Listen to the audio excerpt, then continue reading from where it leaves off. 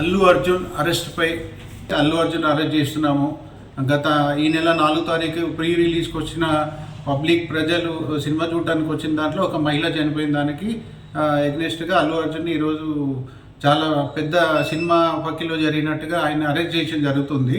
కానీ దీనికి ఆల్రెడీ అల్లు అర్జున్ వస్తున్నట్టుగా ముందస్తుగానే సంధ్యా theatre owner already Chikkadpally ACP గారిని కలిసి ఇట్లా అల్లు అర్జున్ పెద్ద హీరో వస్తున్నారు, వాళ్ళ నుంచి మనకు బందోబస్తు కావాలని చెప్పి అడగటం జరిగింది. ఆ స్థాయి హీరోలు అంటూ ఈ హీరో వచ్చినప్పుడు బందోబస్తు అనేది కల్పించడం పోలీసుల బాధ్యత. అది వాళ్ళు ఈ గవర్నమెంట్ చేస్తున్న వాళ్ళ తప్పులని వైఫల్యాలని వాళ్ళు కప్పిపుచ్చుకోవడం కోసం ఈరోజు అల్లు అర్జున్ అరెస్ట్ చేయడం అనేది నిజంగా తీవ్రంగా మేము బీజేపీ పార్టీ తరపు నుంచి ఖండిస్తున్నాము.